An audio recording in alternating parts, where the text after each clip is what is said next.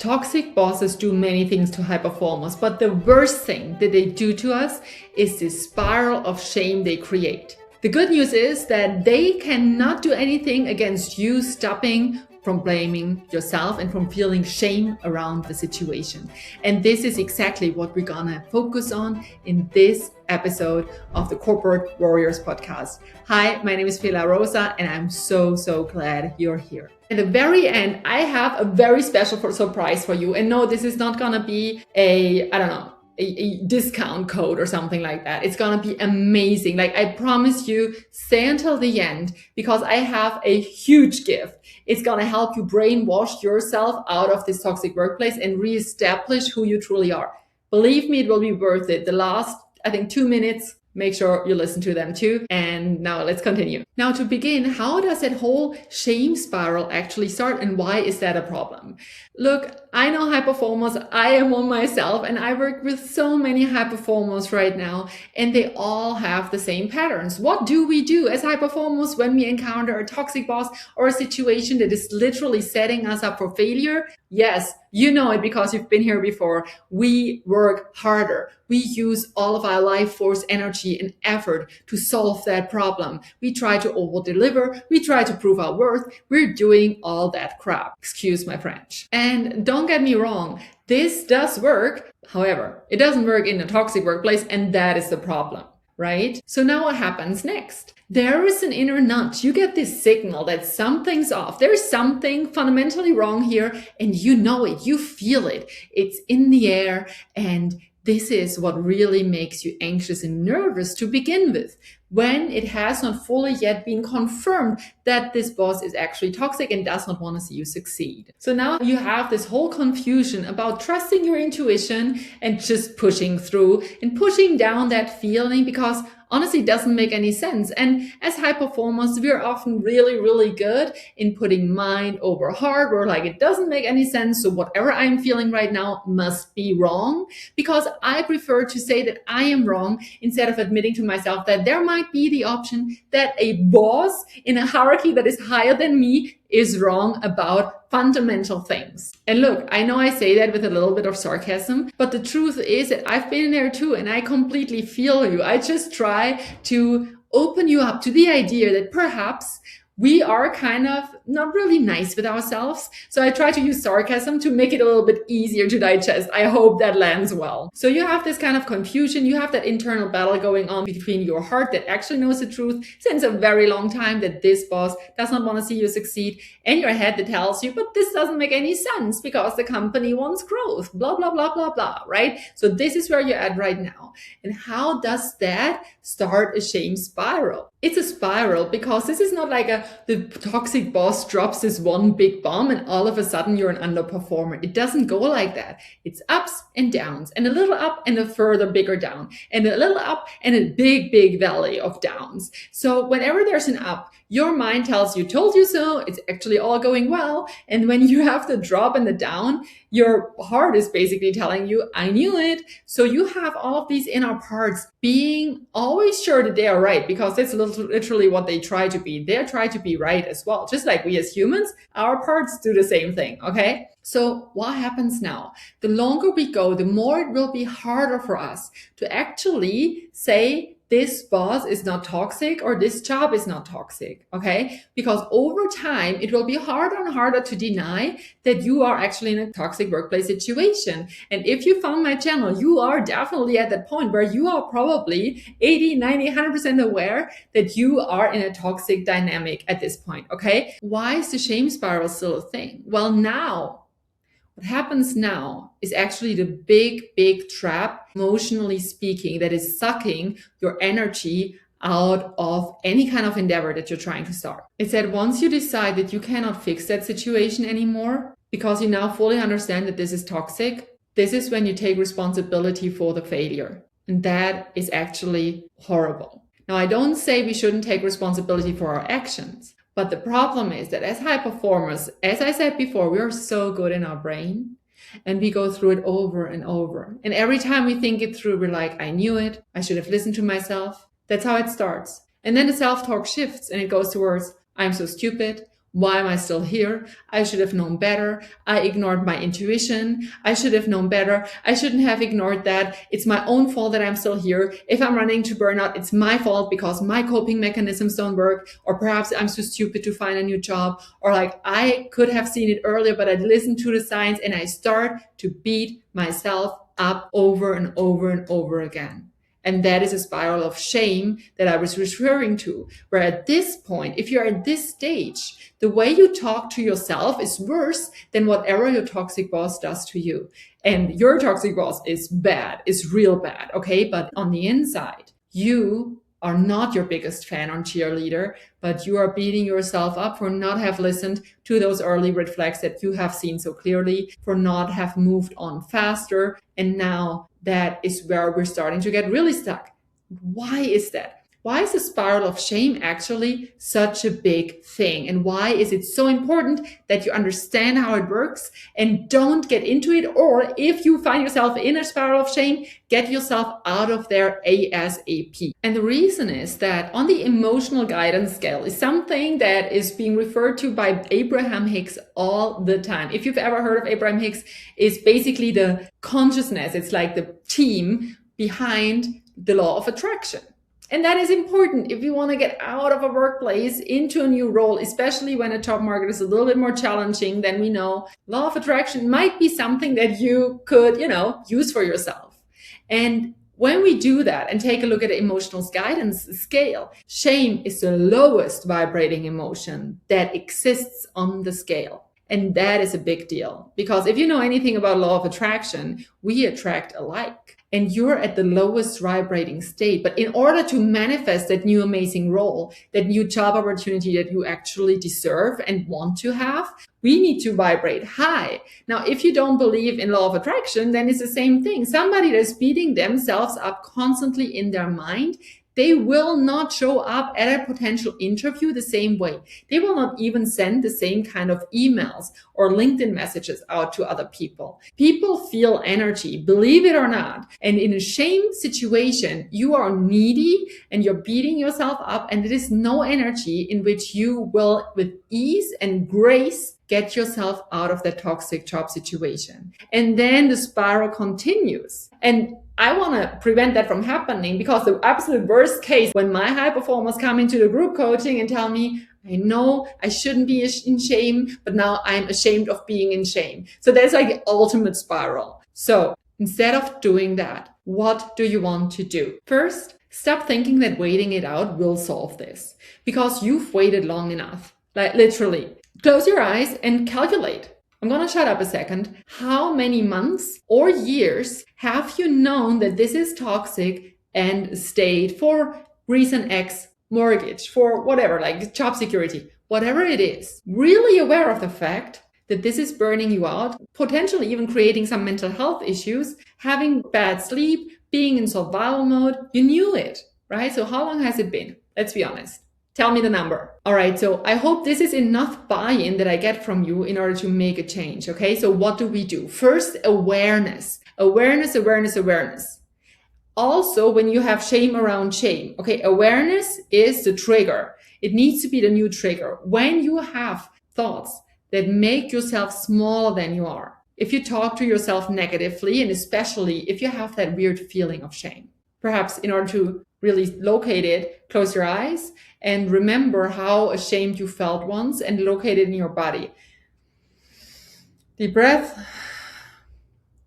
Okay, perhaps it's sitting on the chest, perhaps in the heart, perhaps on the shoulders, on the head, whatever it is for you. But it's good because sometimes we are aware, our thoughts basically help us and they're like, oh, shame, shame, shame, there's something here. So, okay, great awareness. Nice. Step one is done. Sometimes we come from the other side. We're like, oh, I have this weird feeling on my shoulder and chest.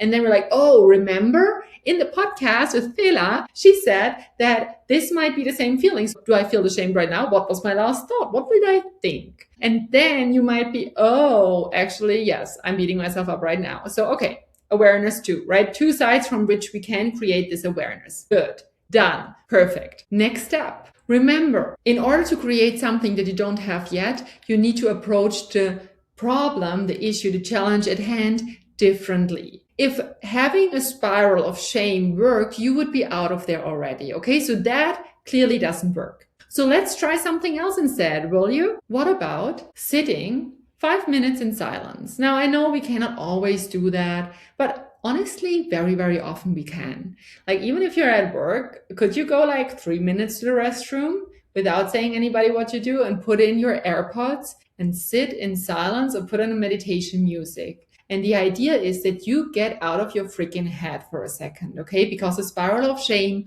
only works in your brain. Your body doesn't want that. Your heart doesn't want that.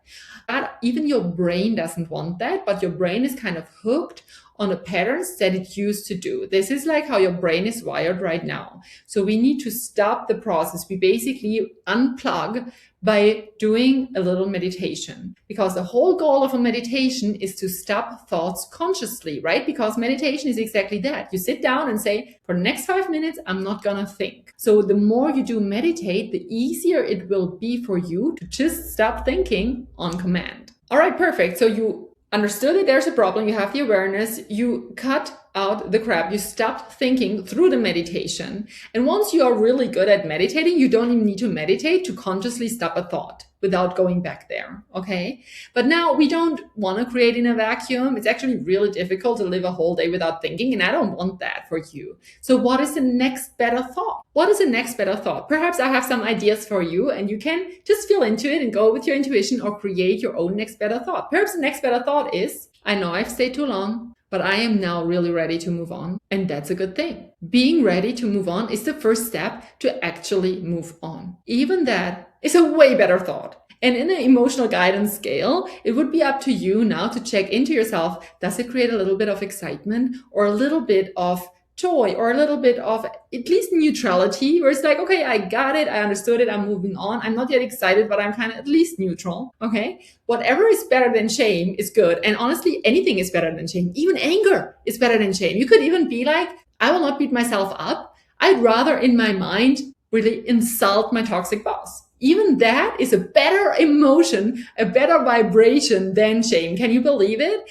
Like, it's literally that easy. Abraham Hicks, what they always say is like, it's only about the next better emotion that you can feel, truly feel right now. So take a look again at a guidance scale. I'm going to have it in here and ask yourself, what is a feeling that you could easily generate in order to feel a better emotion than shame? And since shame is the lowest, that's kind of the good news. You cannot get lower than shame. Okay, so that is the good news. And now let's choose one that feels slightly better. And what are the thoughts? And what are the thoughts that correspond with that? What thoughts would you need to think in order to feel that emotion? Okay. And that is how we slowly but steadily get you out of that freaking spiral. Now, I know now you don't have the new job just yet, but it's one step after another. And it was just so important for me to talk about the spiral of shame, because this is what literally keeps you stuck on an emotional, energetic level. Okay. And look, even if you do it out of spite, even you stop beating yourself up out of spite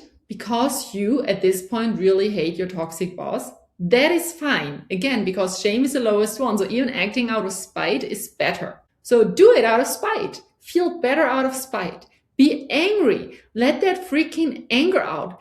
Grieve your job that didn't work out the way you thought it would. Grieve that position. Be sad about the fact that you will probably leave your team behind. But then also, by going through the emotion, you will liberate yourself more and more energetically, emotionally from that position, and moving on will be easier and easier. Clarity will come back and you'll be able to do it. I know it because I'm helping high performers.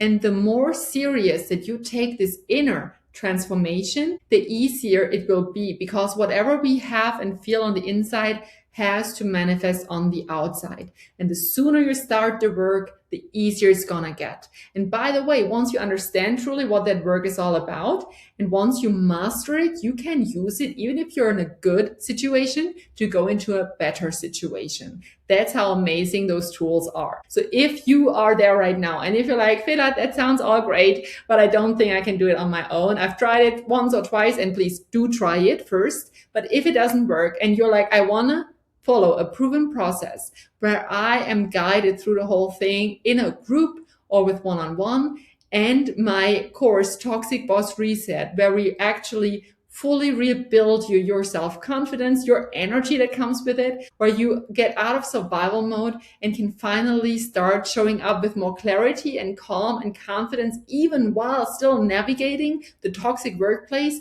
but at the same time, in silence, building a career that you truly love. Then click the link down below and I'm going to see you inside the program.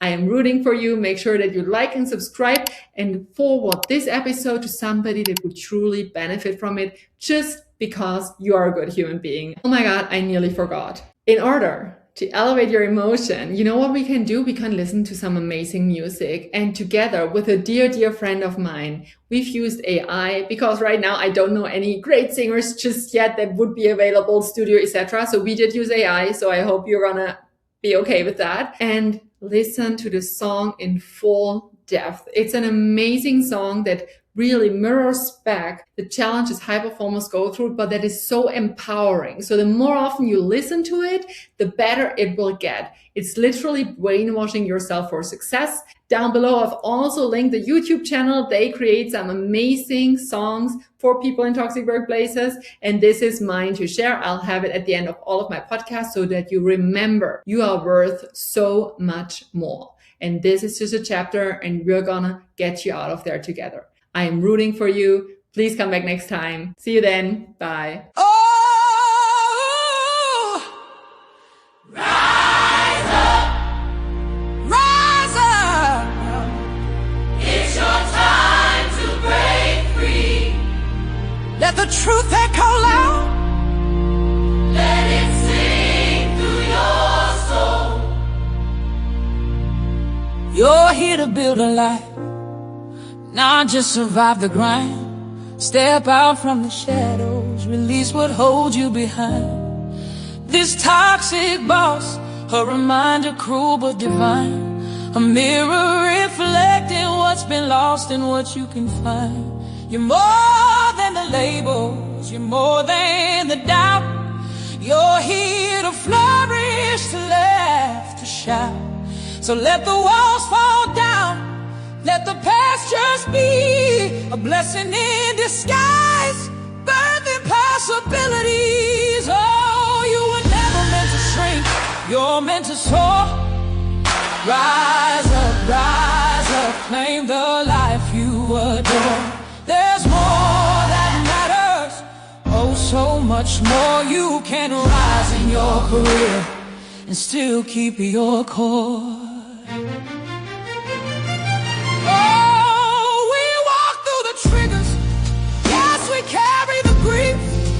Together we'll find joy, we'll discover relief. Into a career, into a life that you earned. Feel the fire inside and let the passion return. Remember why you're here, remember your worth. You are worthy, you are enough since your birth. Love yourself first, let the love flow through, and watch out.